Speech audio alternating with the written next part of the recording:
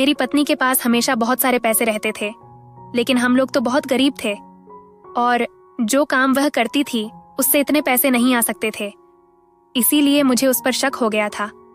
मेरी पत्नी बहुत ज्यादा सुंदर थी। उसे देखकर तो कोई मरा हुआ इंसान भी वापस आ सकता था। वह किसी के भी दिल में भावना जगा सकती थी। मैं नहीं चाहता था कि वह घर से बाहर जाए। मैं कहता था कि उस पर किसी की नजर भी न पड़े, क्योंकि वह थी इतनी सुंदर। वह न जाने आजकल क्या कर रही थी कि पैसे खत्म ही नहीं होते थे। एक दिन मैंने उसके कपड़ों के ऊपर कैमरा लगा दिया ताकि मैं देख सकूं कि वह पूरा दिन क्या करती है। और जब कैमरे की रिकॉर्डिंग मेरे पास आ गई तो मैं यह देख के हैरान रह गया कि सुबह से लेकर शाम तक उसने एक नहीं बल्कि न जाने कितनों के साथ बार बार। आज मुझे मेरे दोस्त ने फोन किया और कहने लगा कि तेरे पास अब कुछ नहीं बचा, तू एक काम कर, अपनी पत्नी को छोड़ दे। ये बात सुनकर मैं बहुत गुस्सा हो गया और मैंने अपने दोस्त को बातें सुनाकर फोन बंद कर दिया। फिर अपनी टांगों की तरफ देखा। अगर मैं अपहिज था तो इसका मतलब कि मैं अपनी पत्नी को भी किसी और को दे देता। आखिर क्यों? ये पहली दफा नहीं था कि किसी ने ऐसी बात की थी। लोग कहते थे कि तेरी पत्नी बहुत सुंदर है और तू तो बिस्तर पर पड़ा है, वह तुझे छोड़कर चली जाएगी, और अगर वह नहीं जा रही तो खुद उसे अपनी जिंदगी से आजाद कर दे, नहीं तो उसके साथ बहुत बुरा कर रहा है। मुझे अपनी पत्नी से बहुत ज्यादा प्यार था। हम लोगों ने घर से भागकर शादी की थी, एक दूसरे के लिए बहुत कुछ किया था। पहले मैं हट्टा कट्टा जवान था, मेरे पास पैसे थे, मैं अच्छा काम करता था और घर को अच्छे तरीके से चलाता था। एक दिन मेरी पत्नी कहने लगी कि वह भी काम करना चाहती है। वह शादी से पहले भी कोई ऑनलाइन काम करती थी, पर मैंने अपने पत्नी को कहा, तुम्हें कोई काम नहीं करना है, तुम्हें बस घर को संभालना है, अपने आप को हमेशा सुंदर बनाकर रखना है। मैं बाहर से जितना भी थक कर आऊं, लेकिन तुम्हें देखते ही मेरी सारी थकान दूर हो जाएगी। और वह इसी तरह घर को संभाल रही थी। हम लोग बहुत खुश थे। मेरी पत्नी कहती थी कि अब हमें अपना परिवार शुरू करना चाहिए, पर मैं कहता था कि पहले थोड़े पैसे जमा कर लेते हैं, क्योंकि मैं नहीं चाहता था कि बच्चा इस दुनिया में आए और फिर उसको खिलाने के लिए हमारे पास पैसे ना रहे। मैं 2 जगह काम करता था, लेकिन अपनी पत्नी की सारी जरूरतों को पूरा करता था। वह मेरे साथ बहुत खुश थी। जो कुछ भी कहती थी मैं उसे लेकर देता था। हर महीने उसके लिए एक अच्छी साड़ी लेकर आता था। अब तो खुद कहती थी कि मुझे इतने सारे कपड़ों की जरूरत नहीं है, लेकिन मुझे उसके लिए चीजें लेना अच्छा लगता था। और जब आपको किसी इंसान से प्यार होता है तो आपको उसके लिए शॉपिंग करना बहुत अच्छा लगता है। आपका दिल करता है कि मैं उसके लिए कोई न कोई चीज जरूर लेकर जाऊं। उस दिन भी तो उसी के लिए साड़ी खरीद रहा था जब एक तेज रफ्तार गाड़ी दुकान में ही घुस आई। पता नहीं उस गाड़ी वाले के दिमाग को क्या हो गया था, या फिर शायद गाड़ी की ब्रेक फेल थी, वह गाड़ी को संभाल नहीं सका। मैं तो खड़ा शॉपिंग कर रहा था, लेकिन वह सीधा आकर मुझ में लग गया और मेरी टांग टूट गई। जब मुझे डॉक्टर के पास ले गए, बहुत बड़ा मसला बन गया। मेरी पत्नी बहुत परेशान थी। डॉक्टर ने कहा कि सब कुछ ठीक हो जाएगा, लेकिन थोड़ा समय लगेगा, पर यह नहीं पता था कि कितना समय लगेगा। डॉक्टर ने कहा था कि कुछ लोगों को बाद में चलने में मुश्किल होती है, पर यहाँ पर मेरी टांग पूरी तरह से टूट गई थी और दूसरी टांग पर भी असर पड़ रहा था। अब मैं बिस्तर का ही सहारा लेकर रह गया। एक नौजवान इंसान जो अपने काम खुद करने वाला होता है, अचानक से यूं बिस्तर पर पड़ जाए, उसके लिए इससे बुरा और कुछ नहीं हो सकता। लेकिन अब इससे बुरा और बहुत कुछ होने वाला था, क्योंकि हमारे घर में जो पैसे पड़े थे वह मेरे इलाज में लग गए और अब हमारे घर खाने के लिए लाले पड़ गए। मेरी पत्नी ने कहा कि मेरी एक दोस्त है, उसने घर में एक इंटरनेट कैफे बना रखा है, तुम कहते हो तो वहां चली जाती हूं। पर मैंने उसे मना कर दिया। मेरी पत्नी फिलहाल तो चुप थी, कुछ नहीं कहती थी, बस कहीं से पैसे ले लेते थे, किसी से उधार ले लेते थे। ये कोई मोहल्ले का आदमी खाना देने जा रहा था तो थोड़े में गुजारा कर लेते थे। लेकिन एक दिन कुछ बड़ा ही अजीब हुआ। जब वह मेरे लिए खाना लेकर आई तो मैंने देखा कि दाल बहुत ही कम थी। मैंने कहा कि आओ मिलकर खाते हैं, तो कहती है कि नहीं, मुझे नहीं खाना, आप खा लो, मेरा पेट भरा हुआ है। मैंने कहा कि तुमने खाया ही क्या है जो तुम्हारा पेट भरा है? तो कहने लगी, मेरा पेट भरा ही रहेगा क्योंकि आपको खाने की जरूरत है, मैं नहीं खाऊंगी तो कुछ नहीं होगा। उसके बाद वह सारी रात रोती रही। मैं तो बिस्तर पर पड़ा था, फिर भी बार बार उसे अपने पास बुलाता था। मैं कहता था कि आकर मेरे पास लेट जाओ। मैं उसके कंधे पर हाथ रखता था, उसके आंसू साफ करने की कोशिश करता था, पर मैं बढ़कर उसे गले भी नहीं लगा सकता था। मैं उसे खुद ही पास बुलाता था। कभी वह आ जाती थी, कभी नहीं आती थी, क्योंकि हर वक्त रोती रहती थी, बहुत ज्यादा परेशान रहती थी, हर वक्त रोती रहती थी। अपनी तकलीफ तो इंसान बर्दाश्त कर ही लेता है, लेकिन जिससे प्रेम करता है उसकी तकलीफ बर्दाश्त नहीं होती। मैं भी अपनी मनीषा को इस हाल में नहीं देख सकता था। मैं उसे बहुत प्यार करता था, पर क्या करता, अपनी टांगें हिलाने जुलाने की कोशिश करता था। कोई बहुत अच्छा डॉक्टर तो हम घर नहीं बुला सकते थे। यहाँ पर एक हकीम था, उसको बुलाते थे, लेकिन वह भी कहता था कि कोई उम्मीद नहीं है, तुम्हें शायद सारी जिंदगी ऐसी ही गुजारनी पड़ेगी, या अगर तुम्हें कोई बाहर के मुल्क ले गया तो शायद वो लोग इलाज कर ले, क्योंकि उनके पास बहुत सी सुविधाएं होती हैं जो हमारे पास नहीं होती। पर मुझे कौन बाहर लेकर जाता, हमारे पास इतने पैसे कहाँ थे, मेरी उम्र भी इतनी नहीं थी। अगर मैं ठीक हो जाता तो मैं अपनी सारी जिंदगी मेहनत करता, लेकिन अपनी पत्नी को यूं परेशान नहीं होने देता। फिर एक दिन कहने लगी कि मेरी एक दोस्त है, उसने घर में ही नेट कैफे बनाया है, मैं वहां जाकर ऑनलाइन काम कर सकती हूँ, थोड़े बहुत पैसे आने लगेंगे, पर उसके लिए मुझे वहां जाना पड़ेगा और बहुत ज्यादा मेहनत भी करनी पड़ेगी। शायद मैं रात को देर से भी आऊं, लेकिन आपके पास आपका खाना और इस्तेमाल की सारी चीजें रख जाऊंगी। मेरी जिंदगी मुश्किल हो जाएगी, लेकिन कुछ न होने से तो कुछ होना बेहतर होता है ना। मैंने उसे कहा कि नहीं, तुम नहीं जाओगे। मैं उसे तकलीफ में नहीं देख सकता था, पर अब मामलत ऐसा थे कि अगर वह नहीं जाती तो हमारे पास खाने को एक दाना भी नहीं था, इसलिए मैंने उसे ज्यादा नहीं रोका। इंसान मजबूर हो जाता है तो फिर इस तरह की हरकत करता है। इंसान की मजबूरी उससे सब कुछ करवाती है। मेरे कुछ दोस्त थे जिनसे मैं कभी भी उधार नहीं लेना चाहता था, और उन्होंने मुझे उधार दिया भी तो ताने दे देकर, पर मैंने फिर भी उनसे उधार लिया, क्योंकि मुझे पता था कि उनके ताने तो मैं सहन कर लूंगा, लेकिन पेट की भूख को कैसे सहन करूंगा, और अपनी पत्नी को भी भूखा नहीं देख सकता था। उन लोगों ने मुझ पर हंस हंस के मुझे उधार दिया, जैसे वह इस बात पर खुश हो रहे थे कि आज यह हमारे नीचे आ गया है। उन्होंने पैसे मेरे मुंह पर मारे थे, पर मैं तो मर्द हूं, और मर्द तो यह सब कुछ बर्दाश्त करता है।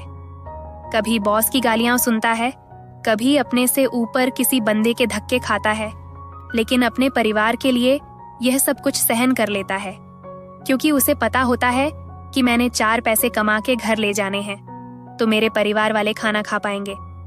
मैं तो यूं चारपाई पर ही पड़ा था, पर फिर भी यह सब कुछ हो रहा था। अब मेरी पत्नी उसकी सहेली के घर जाने लगी। उसकी सहेली को मैं जानता था, और मुझे यह भी पता था कि उसने घर में नेट कैफे बनाया हुआ है। वह यहाँ से थोड़ा दूर रहती थी। शुरू में तो मेरी पत्नी रात को वापस आ जाती थी, कहती थी कि काम हुआ है, कभी कहती थी कि आज एक आर्टिकल लिखा 700 से 800 बन जाएंगे, और कभी कहती थी कि आज 2 लिखे हैं। उसे बहुत मेहनत करनी पड़ रही थी। वह घर के काम भी करती थी और मेरे काम भी करती थी, खाना भी बनाकर जाती थी। एक दिन वह वापस आ गई तो मेरे कदमों के पास बैठी और वहीं पर सो गई।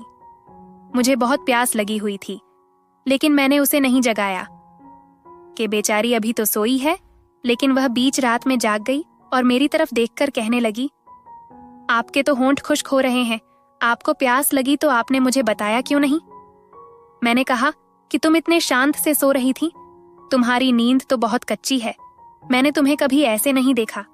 ऐसे होते हुए इंसान इतनी गहरी नींद में तब सोता है जब वह बहुत ज्यादा थका होता है। मुझे अंदाजा है कि तुम बहुत थक गई हो, इसलिए मैंने तुम्हें नहीं जगाया। इस बात पर भी वह रोने लगी।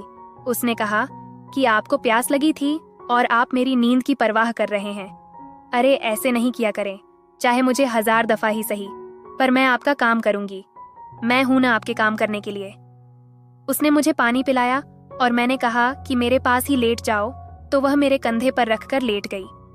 मेरी आंखों में भी आंसू थे, लेकिन मैंने अपने आंसू उससे छुपा लिए। शायद वह भी रो रही थी, पर वह भी आंसू छुपा रही थी। हम दोनों ही रोते रोते सो गए, क्योंकि सुबह उठकर उसे फिर से जाना था। मनीषा हमेशा से ही खामोश रहने वाली लड़की थी, चुप रहती थी, अपने बारे में ज्यादा बात नहीं करती थी। वह लड़कियां होती हैं ना जो बहुत ज्यादा बोलती हैं, वह ऐसी बिल्कुल भी नहीं थी, बस सीधी बात करती थी। मुझसे पहले उसकी जिंदगी में कोई नहीं था। उसने मुझसे ही प्यार किया और मेरे लिए अपने घर वालों को भी छोड़ दिया। उसके घर वाले बहुत ज्यादा गरीब थे और मेरे घर में सिर्फ मेरा बाप था, जिसने दूसरी शादी कर रखी थी। मेरे घर में तो मेरी माँ भी नहीं थी, माँ से ही घर होता है। हम लोगों ने जब ये फैसला किया तो हम बहुत खुश थे। हमें किसी बात का भी डर नहीं था, परवाह नहीं थी। हमें ऐसा लगता था कि हमने जो किया है वह बिल्कुल सही किया है। कुछ लोग कह रहे थे कि तुम लोगों के साथ यह सब इसलिए हुआ है क्योंकि तुम लोगों ने अपने माता पिता का दिल दुखाया है, लेकिन हमारे माता पिता को तो इस बात की परवाह नहीं थी। सुबह जब मेरी आंख खुली तो मेरी पत्नी मेरे साथ नहीं थी, पर मैंने देखा कि वह नाश्ता, पानी और मेरी जरूरत का सारा सामान एक तरफ रखकर चली गई थी। मैं सोचने लगा कि इतनी जल्दी कैसे चली गई। शाम हुई तो वापस आ गई। मैंने कहा कि तुम आज जल्दी आ गई। उसने कहा जल्दी गई थी इसलिए जल्दी वापस आ गई। मुझे उसकी बहुत याद आती थी। जब कोई इंसान बीमार होता है तो उसे किसी अपने की जरूरत होती है, और मेरा अपना मेरी पत्नी के अलावा और था ही कौन। उसने कहा जल्दी वापस नहीं आई हूं, अभी मुझे जाना है, लेकिन यह देखो मैं कितना सामान लेकर आई हूं। मैं देखकर हैरान रह गया। उसके पास बहुत सारा सामान था। उसने दोनों हाथों में सामान उठाया हुआ था। वह सामान रसोई में रखने लगी। कुछ सामान ऐसा था जो कमरे में भी रख रही थी। सिर्फ सब्जी और खाने पीने की चीजें ही नहीं, बल्कि वह मेरे लिए बिस्किट भी लाई थी।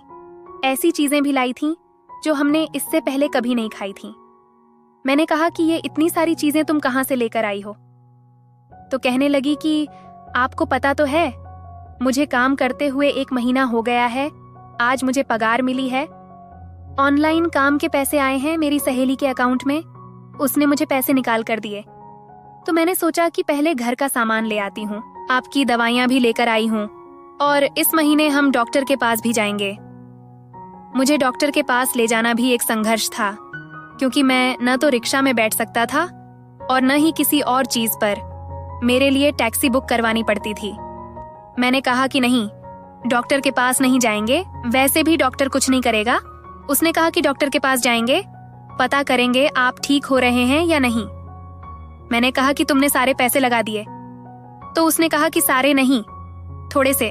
पर मेरी पत्नी तो मुझे रोज आकर कहती थी कि ज्यादा पैसे नहीं बन रहे। फिर यह कैसे हो सकता था कि इतना सारा सामान लेकर आई, फिर भी उसके पास पैसे बच गए। अब उसके चेहरे पर एक अजीब तरह का सुकून था। मैंने कहा कि क्या बात है मनीषा? तो उसने कहा कि अब सब कुछ ठीक हो जाएगा। ये दुनिया बड़ी अजीब है, यहाँ पर कभी कभी सब कुछ ठीक नहीं होता। अगर आप ये कहेंगे हम तो बहुत सारे पैसे कमाते हैं और अपने सारे काम कर लेते हैं, तो उन पैसों को कमाने के लिए भी तो इंसान को इतना काम करना पड़ता है, मेहनत करनी पड़ती है, दिन रात एक करनी पड़ती है। वह कहीं बाहर नहीं जा सकता, अपनी मर्जी से अपना समय नहीं गुजार सकता, हर टाइम काम करता रहता है। उसके पास पैसे तो आ जाते हैं, लेकिन उसकी सेहत भी खराब हो जाती है और उसके पास अपने लिए और अपने परिवार के लिए भी समय नहीं होता। बस फिर वह पैसे कमाने की मशीन बन जाता है। इस दुनिया में कहीं ना कहीं से कुछ ना कुछ खोना ही पड़ता है, तब कहीं जाकर ही कुछ मिलता है। और मैं अपनी पत्नी को खो रहा था। वह पूरा दिन घर से बाहर रहती थी, अब तो रात को भी घर से बाहर रहने लगी। जब आती थी थोड़ी देर आराम करती थी, खाना वगैरह बनाती थी, उसके बाद फिर से चली जाती थी। अब तो उसने खाना बनाने के लिए एक औरत को भी रख लिया। मैंने कहा कि यह तो खर्चा है, हम खर्चा नहीं उठा सकते। तो वह कहती थी अगर मैंने काम नहीं किया तो नुकसान हो जाएगा, और खाना बनाने में मेरा बहुत समय जाता है, इसीलिए जितना समय बचेगा उसमें इसकी पगार भी निकल आएगी और थोड़े ज्यादा पैसे भी बन जाएंगे। अब मेरी पत्नी सिर्फ पैसों की ही बात करती थी, हर टाइम हिसाब किताब की बातें करती रहती थी। हमारी वह बातें तो खत्म ही हो गईं एक दिन में। मैं उसे याद करवाने लगा कि हम कैसे मिले थे, कैसे मैं तुम्हें देखकर देखता ही रह गया था, और मैंने तुम्हें सीधा कह दिया था कि तुम्हें क्या, मैं अपनी सारी जिंदगी तुम्हारे साथ गुजारनी है। वह कहने लगी कि हाँ हाँ याद है। वह पूरी तरह से मेरी बात नहीं सुन रही थी, जिसे कोई पुरानी बात याद नहीं आती। मैं बीमार आदमी बिस्तर पर पड़ा था। मेरा दिल करता था कि मेरी पत्नी मेरे पास बैठे, बस वह मेरे गले लगी रहे तो मैं ठीक रहता। जब तक वह मेरे पास बैठी रहती मुझे ठीक लगता था, पर जब वह मुझे अकेला छोड़कर चली जाती थी तो ऐसा लगता था कि अपनी जान ले लूं, आत्महत्या कर लो। क्योंकि मुझसे कोई बात करने वाला नहीं होता था और न ही मुझे कोई नजर आता था। खाना बनाने वाली औरत भी खाना बनाकर चली जाती थी।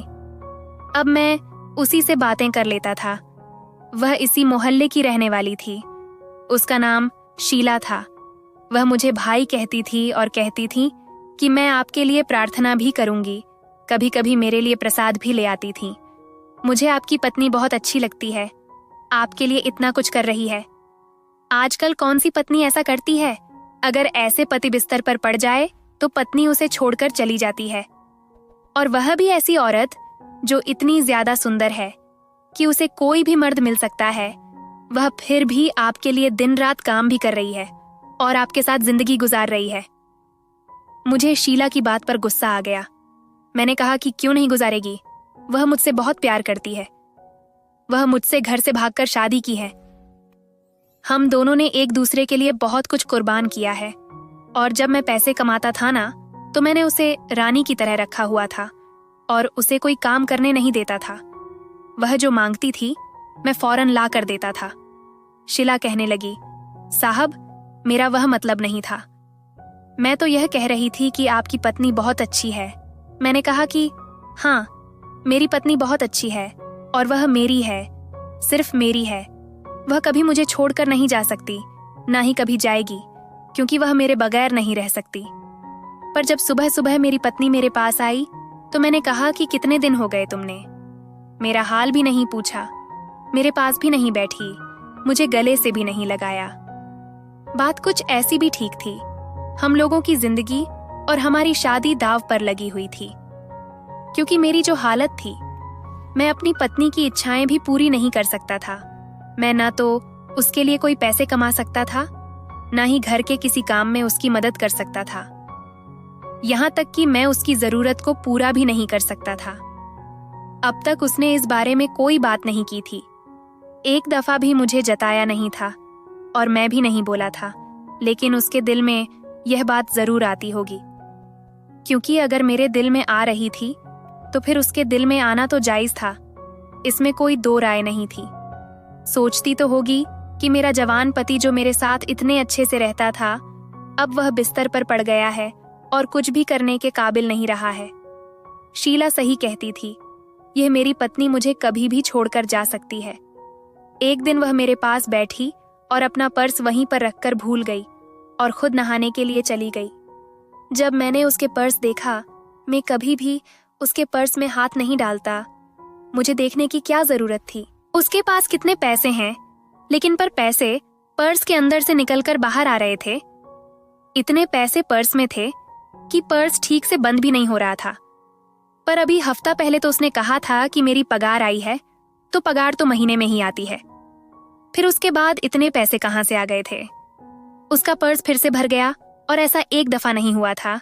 अब उसके पास बहुत सारे पैसे रहते थे। वह मुझे डॉक्टर के पास भी ले गई, और उस डॉक्टर के पास नहीं जिसके पास हम जाया करते थे। यानी वह मुझे सरकारी अस्पताल नहीं ले गई, बल्कि मुझे प्राइवेट अस्पताल में ले गई, और उन लोगों ने मुझे देखा और अच्छी खबर सुनाई। उन्होंने कहा कि मैं ठीक हो सकता हूँ, लेकिन इलाज बहुत लंबा है और पैसा बहुत लगेंगे। मेरी पत्नी ने कहा कि पैसों की परवाह नहीं है, बस आप इलाज के बारे में बताएं। तो उन्होंने कहा कि पहले 3-3 महीने के लिए कुछ दवाइयां खानी होंगी, उसके बाद हम एक छोटा सा ऑपरेशन करेंगे। इतना तो हो ही जाएगा कि आप बैसाखी पकड़ के खड़े हो जाएं। फिर आप इस तरह के काम तो कर सकते हैं ना, कि जैसे रक्षा चलाना, वह तो आप बैठकर भी चला सकते हैं। अपना रोजगार भी कमा लेंगे और किसी के ऊपर निर्भर रहने की भी जरूरत नहीं होगी। ये खबर तो बहुत अच्छी थी।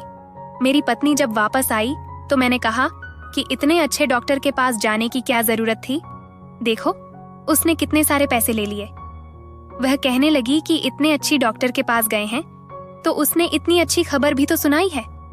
वरना सरकारी अस्पताल वाले तो कह रहे थे कि आप कभी भी नहीं ठीक हो सकते। इसका मतलब कि अगर पैसा हो तो कुछ भी हो सकता है। मैंने कहा कि पगली, बाहर के मुल्क जाने में तो बहुत सारे पैसे लगते हैं, बाहर के मुल्क कैसे ले जाएगी? उसने कहा, मैं ले जाऊंगी। मैं अपनी पत्नी के लिए आजकल बहुत परेशान था। ठीक है, मैं मर्द था, मैंने पैसे कमा लिए थे और मुझे पता था कि पैसे कमाने कितने मुश्किल होते हैं। अगर कोई इतने सारे पैसे कमाता है तो वैसे ही नहीं कमा लेता। आजकल तो 2 वक्त की रोटी पूरी हो जाए, यही काफी है। फिर मेरी पत्नी के पास हजारों रुपए कहाँ से आ रहे थे? कुछ तो ऐसा था जो वह मुझे बताती भी नहीं थी। मैं जब उससे काम के बारे में पूछता तो वह यही कहती कि हाँ, बस चल रहा है काम, मेहनत करनी पड़ती है। लेकिन आजकल वह ज्यादा थकी हुई नहीं होती थी। एक दिन शीला मेरे पास आई और कहने लगी, साहब, मुझे तो आप पर तरस आता है, आपकी पत्नी आपके साथ बहुत बुरा कर रही है। मैंने कहा, क्या मतलब? क्या कह रही हो तुम? क्या बुरा कर रही है? ये वही शीला थी जो कल तक मेरी पत्नी की तारीफ करती थी और अब कह रही थी कि मेरे साथ बहुत बुरा कर रही है। राम राम, हम तो गरीब लोग हैं, हम कुछ बोलेंगे तो हम पर इल्जाम लग जाएगा। पर आपकी पत्नी जो आज कल कर रही है ना, बहुत बुरा कर रही है।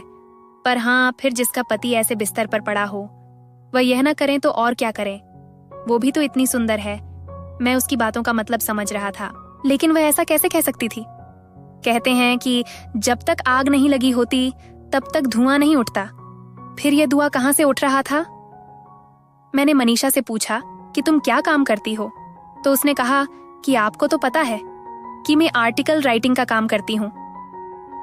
मैंने कहा कि आर्टिकल राइटिंग के काम में इतने सारे पैसे तो नहीं होते। तो कहने लगी कि कौन से पैसे? वह पैसे, अरे वह मेरे पैसे नहीं थे, वह तो मेरी सहेली के थे, उसने मेरे पास रखवाए थे। इस बात के पीछे कोई सच्चाई नजर नहीं आ रही थी। भला वह अपने पैसे क्यों उसके पास रखवाती? और फिर वो उन पैसों को घर भी लेकर आई। और आजकल जो घर में चीजें आ रही थीं, उनका किया। अभी तक मुझे यह बात हजम नहीं हो रही थी कि हमने जिस डॉक्टर से चेकअप करवाया था उसकी फीस हजारों में थी। मैंने अपने एक दोस्त को फोन किया जो सीसीटीवी कैमरे का काम करता था। वह मेरा बहुत अच्छा दोस्त था। मुझसे मिलने के लिए आया तो मैंने उसे कहा कि मुझे एक छोटे से कैमरे की जरूरत है। ऐसा कैमरा चाहिए जो किसी के भी सामान के ऊपर चिपका दो और उसे पता भी न चले और सारी रिकॉर्डिंग भी कर ले। उसने कहा, यार ऐसा कैमरा तो बड़ा महंगा होता है। मैंने कहा कि मुझे खरीदना नहीं है, बस एक दिन के लिए चाहिए। तू मेरा दोस्त है ना, बस एक दिन के लिए मुझे दे दे, मेरी मदद कर। उसने कहा, ठीक है, मैं कल ले आऊंगा। मेरी पत्नी से मैंने फिर से पूछा तो अब वह गुस्सा हो गई। ऐसे लगने लगा कि जैसे कोई बात छुपा रही है। वह कहते हैं ना, चोर की दाढ़ी में तिनका। वो गुस्से से कहने लगी कि आप क्यों बार बार पूछते हो कि मैं क्या काम करती हूँ? आपको नहीं पता कि मैं क्या काम करती हूँ? शादी से पहले भी तो करती थी। वो शादी से पहले आर्टिकल राइटिंग का काम करती थी, लेकिन वह मुझे यह भी बताया करती थी कि इस काम में कोई पैसा नहीं है, इतने से पैसे में गुजारा नहीं होता। और मैं उसे कहता था कि जब शादी हो जाएगी तो फिर तुम्हें कोई काम करने की जरूरत नहीं पड़ेगी। और वह इस काम से परेशान थी। लेकिन आजकल वह यह काम बहुत खुशी खुशी कर रही थी। मेरे पास तो बिल्कुल नहीं आती थी। मैं यह कैसे भूल सकता था कि यह बात वाकई बिल्कुल सच थी। ठीक है, मेरी हालत अगर किसी भी मर्द की हो और उसकी पत्नी इतनी ज्यादा सुंदर हो तो वह उसके साथ इतना समय नहीं बिताएगी और उसे छोड़कर चली जाएगी।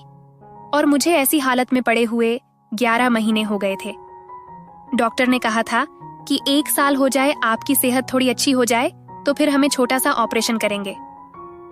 डॉक्टर ने भी कहा था कि आप आ जाएं ताकि इलाज शुरू कर सकें। और मेरी पत्नी भी कह रही थी कि ऑपरेशन के पैसे भी मैंने जमा कर लिए, सब कुछ ठीक हो जाएगा, आपके लिए एक रिक्शा भी ले लेंगे। रिक्शा कौन सा सस्ता मिलता था, ये मेरी पत्नी कैसी बातें कर रही थी। या तो वह बेवकूफ थी और या फिर ज्यादा ही समझदार बनने की कोशिश कर रही थी। अगले दिन मेरा दोस्त वह कैमरा ले आया और उसने मुझे सब कुछ समझाया। उसने मुझे फोन भी दिया। उसने मुझे समझाया कि कैमरे की जो भी वीडियो बनेगी वह इस फोन में तुम्हें मिल जाएगी, वाईफाई के जरिए तुम्हारे फोन में आ जाएगी और ये फोन और कैमरा बहुत ख्याल से इस्तेमाल करना। उसके बाद मुझे वापस कर देना। मैंने कहा कि ठीक है। कैमरा काले रंग का था। मैंने अपनी पत्नी को अपने पास बुलाया। जाने से पहले मैंने उसे कहा कि जरा मेरे पास थोड़ी देर बैठ जाओ, और कैमरा उसके कपड़ों के ऊपर लगा दिया। उसे पता भी नहीं चला। वह मुझसे मिलकर तो चली गई, पर फिर वापस पलट गई। मैंने कहा कि क्या हुआ, तो कहने लगी कि आप मुझसे प्यार तो करते हैं ना। मैं तो पहले से ही परेशान था, तो मैंने कह दिया कि मेरी जो हालत है, तुमसे प्रेम नहीं करूं तो क्या करूं। मेरे लिए तुमसे प्रेम करना मजबूरी बन गई है। इस बात पर वह हैरान रह गई। उसने कहा कि क्या आपके लिए मुझसे प्यार करना एक मजबूरी बन गई है। मैंने कहा कि मेरा यह मतलब नहीं था, लेकिन सब कहते हैं कि तुम मुझे छोड़कर चली जाओगी, तो उसने बहुत अजीब सी बात कर दी। उसने कहा कि मैं अपने आप को कुर्बान कर सकती हूँ, अपने आप को खत्म कर सकती हूँ, लेकिन मैं आपको छोड़कर कभी नहीं जाऊंगी। मैं अपने साथ कुछ भी बुरा कर लूंगी, पर आपको छोड़कर कभी नहीं जाऊंगी। फिर उस वक्त मैं गुस्से में था। मुझे उसकी कोई भी बात अच्छी नहीं लग रही थी। अगर मैं बिस्तर पर पड़ा था और उसने मेरे साथ बेवफाई करनी थी, तो फिर इससे अच्छा तो यही था कि वह मुझे छोड़ ही देती, अपने काम पर चली जाती और मैं उसके वापस आने का इंतजार करने लगा। जैसे ही वह वापस आई, मुझे मेरे फोन पर नोटिफिकेशन आया कि कैमरा वाईफाई से फोन के साथ कनेक्ट हो गया है, और थोड़ी देर के बाद मुझे एक वीडियो फाइल रिसीव होने लगी। मेरी पत्नी बहुत थकी हुई थी। मैं इस बिस्तर पर पड़ा था। वह इसके ऊपर ही मेरे साथ सो जाया करती थी, पर कहने लगी कि आज मैं दूसरे कमरे में सो रही हूँ। मैंने कहा कि ठीक है। मैंने उसे नहीं रोका। वह जाकर सो गई और मैं कंपते हाथों के साथ उस वीडियो को ओपन करने लगा। और जैसे ही मैंने वह वीडियो देखी, मुझे ऐसे लगा कि मेरे अंदर जो थोड़ी बहुत जान बाकी है, वह भी निकल जाएगी। अचानक से मेरा शरीर गर्म होने लगा। मेरे हाथ पैर सून होने लगे।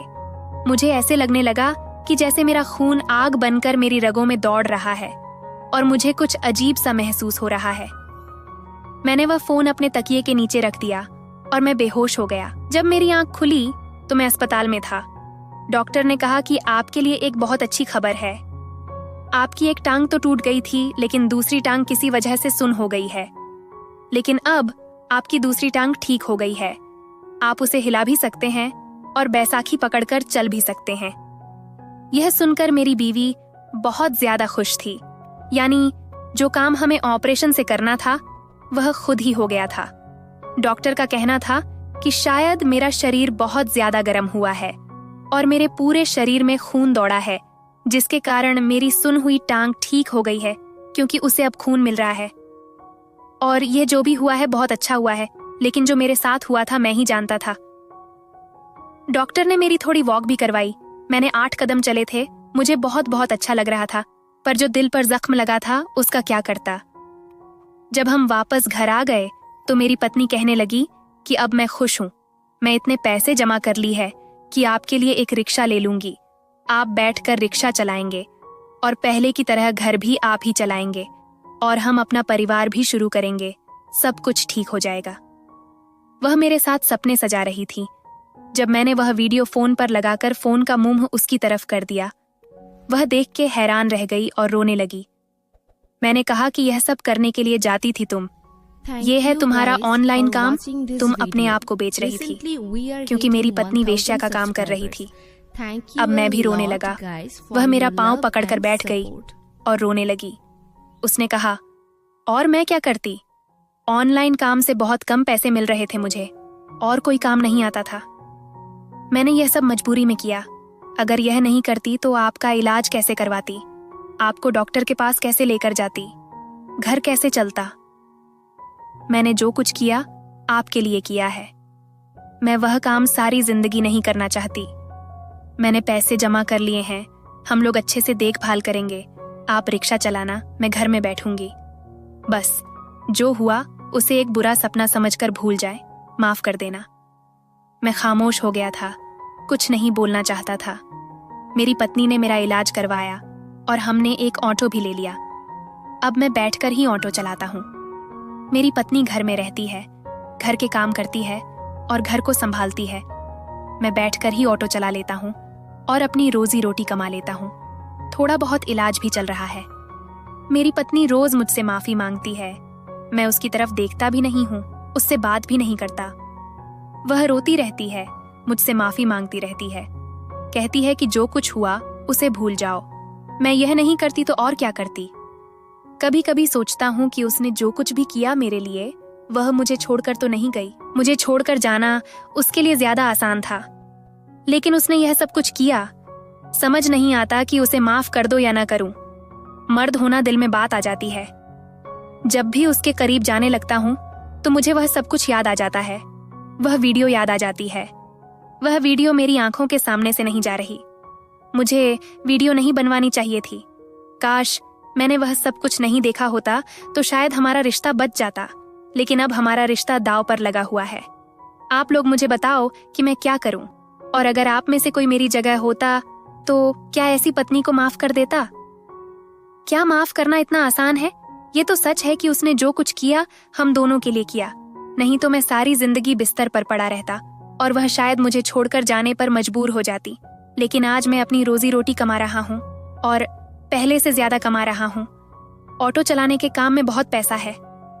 आप लोग मुझे बताओ कि मैं अपनी पत्नी को माफ कर दूं या इसी तरह कुछ वक्त उसे पछताव की आग में जलने दूं। दोस्तों, वीडियो कैसा लगा कमेंट करके जरूर बताएं। वीडियो को लाइक और चैनल को सब्सक्राइब जरूर कर दें।